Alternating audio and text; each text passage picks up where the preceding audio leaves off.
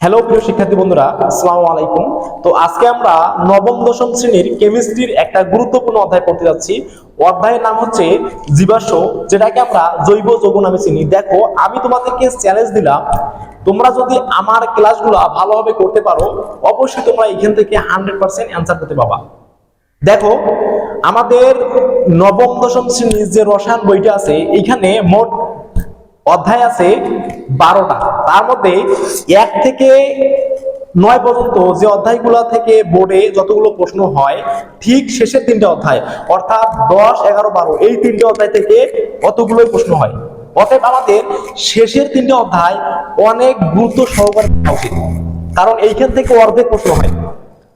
আর এই 3টে অধ্যায়ের মধ্যে আমাদের যে এখন অধ্যায়টা আমরা পড়বো অর্থাৎ জীবাশ্ম অধ্যায়, এখান থেকে প্রতি বছরেই প্রশ্ন হবে। এখান থেকে প্রশ্ন কখনোই মিস হয় না। কখনো কখনো দেখবা যে এই অধ্যায় থেকে 2টা করে প্রশ্ন দিয়েছি। তো এইখান থেকে তোমরা ইচ্ছা করলে অবশ্যই 10-এ 10 তুলতে পারবা। আর এইখান থেকে একটু ভালোভাবে লিখলে তাহলে দেখবা যে 10-এ 10 পাইছো তোমরা। তো দেখো, আমরা সর্বপ্রথম জৈব যৌগ কি এটা থেকে শুরু করতেছি। দেখো, আমরা জানি হাইড্রোজেন এবং কার্বনের সমন্বয়ে গঠিত যৌগকে হাইড্রোকার্বন আমরা বলি। দেখো, হাইড্রোকার্বন এবং এদের জাতক সমূহ থেকে উদ্ভূত যৌগকে আমরা বলি জৈব যৌগ। তাহলে জৈব রসায়ন কাকে বলে? আমরা জানি রসায়নের যে শাখায় হাইড্রোকার্বনের জাতক সমূহের পরিস্থিতি, রাসায়নিক ধর্ম, গুণাগুণ, ভৌত ধর্ম ইত্যাদি নিয়ে বিষয় নিয়ে আলোচনা করা হয়, যে শাখায় তাকে আমরা বলি কি জৈব রসায়ন। তো দেখো, সর্বপ্রথম আমরা যদি বলি হাইড্রোকার্বন কয় প্রকার? হাইড্রোকার্বন হচ্ছে 2 প্রকার।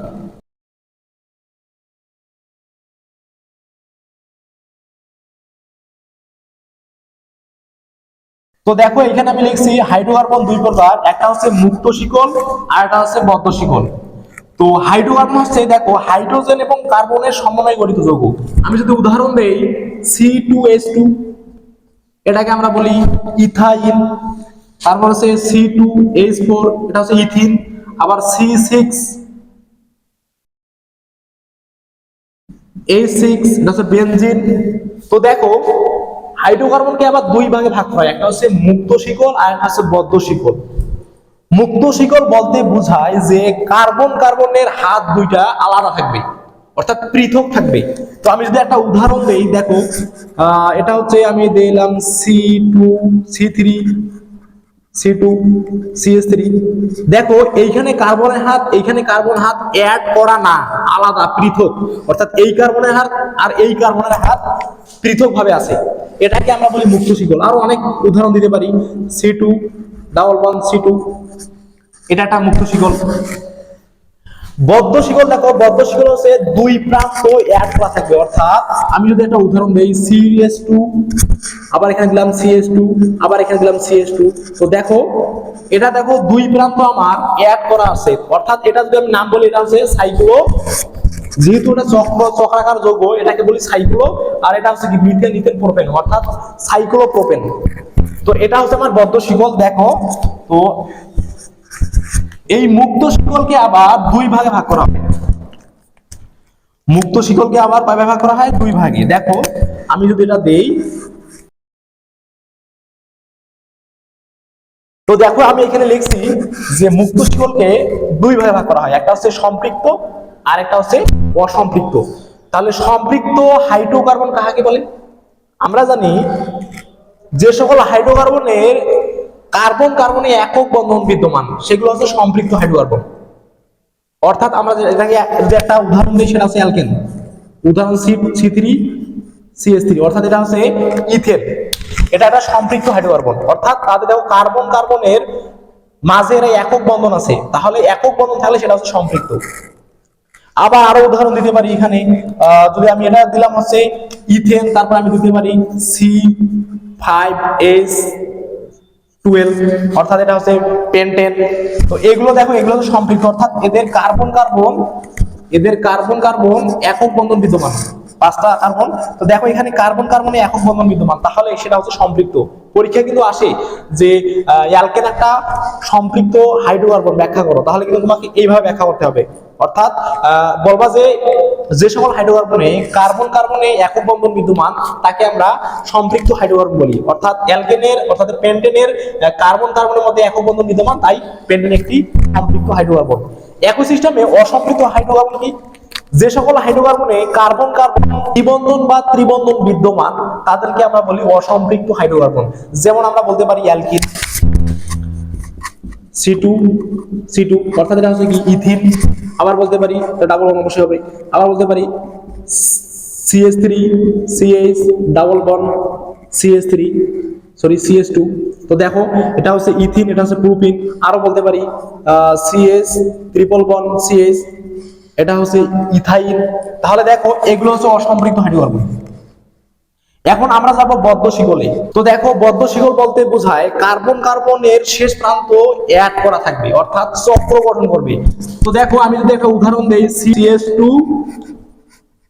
CH2 এখানে অ্যাড করে দিলাম, তাহলে এটার নাম হবে, যেহেতু এটা চক্র গঠন করছে, এটার নাম হবে সাইক্লো।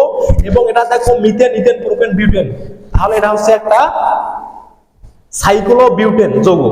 তো এটাকে আমরা বলি বদ্ধ শিকল। তো দেখো বদ্ধ শিকলকে আমরা দুই ভাগে ভাগ করতে পারি।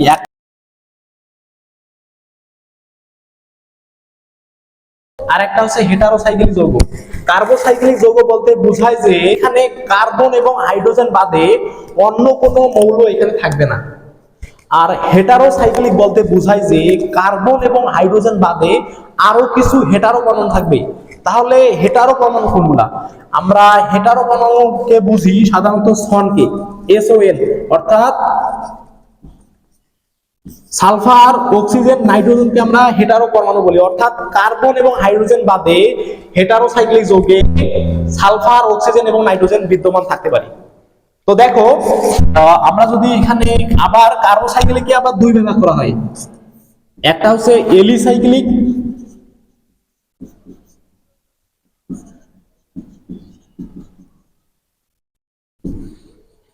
আর একটা হচ্ছে অ্যারোমেটিক।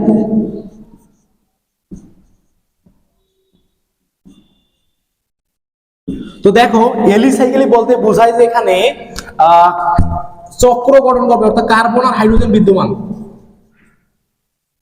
এটা হচ্ছে একটা এলিসাইক্লিক যৌগ। আর অ্যারোমেটিক বলতে আমরা বোঝাই যেটা তোমাদের এতগুলো কিন্তু আলোচনা দেওয়া নাই তোমাদের নবম দশম শ্রেণীতে। তো আমি এটা আমাদের ইন্টারমিডিয়েট থেকে নিছি। দেখো তোমাদের শুধু এতটুকু দেওয়া আছে যে অ্যারোমেটিক কি। আমরা জানি যে বেনজিন এবং বেনজিনের সমগোত্রীয় শ্রেণীকে আমরা অ্যারোমেটিক যৌগ বলি।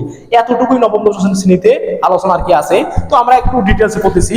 তাহলে দেখো অ্যারোমেটিক বলতে বোঝায় আমরা যে বেনজিনকে আমরা অ্যারোমেটিক আসলে বলি। বেনজিন এবং বেনজিনের সমগোত্রীয় শ্রেণী, যেমন আমি আরেকটা দিতে পারি যে এখানে বেনজিনের সঙ্গে কিন্তু C6H6, এখানে আমি দিতে পারি ন্যাপথালিন,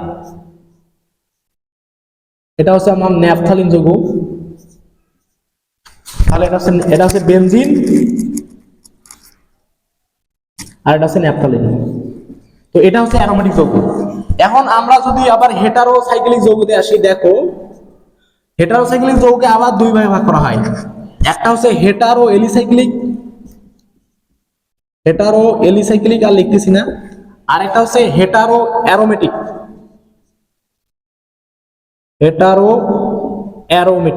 অর্থাৎ হেটারো এলিসাইক্লিক বলতে বোঝায় এখানে বেনজিনের মতো হবে না, অর্থাৎ এখানে এইরকম আর কি হবে, এখানে হেটারো পরমাণু থাকবে। আমি যদি একটা উদাহরণ দেই, এটা হচ্ছে আমার একটা হেটারো পরমাণু, এটাকে আমরা বলি ইথিলিন অক্সাইড।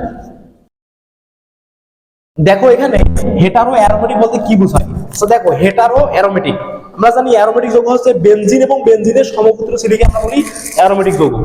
আর এখানে যেহেতু হেটারো বলছে, অবশ্যই এখানে হেটারো পরমাণু থাকবে, অর্থাৎ SON সন, এখানে সালফার থাকবে, অক্সিজেন থাকবে অথবা নাইট্রোজেন থাকবে, এই তিনটার মধ্যে একটা থাকবে। তো আমি একটা উদাহরণ যদি দেই, এটা হচ্ছে বেনজিনের মতো, দেখো নাইট্রোজেন এখানে, তাহলে এখানে আমি যদি হাত দিই তাহলে এখানে হচ্ছে একটা দিলাম, এখানে দিলাম, এখানে দিলাম, এটাকে আমরা বলি পিরিডিন। আবার এরকম অনেক উদাহরণ আছে, আমরা ফেনল দিতে পারি, এখানে দিলাম, এখানে দিলাম, এখানে দিলাম, এখানে OH দিলাম, তাহলে এটা হচ্ছে আমার ফেনল। এগুলো হচ্ছে হেটারো অ্যারোমেটিক যৌগ।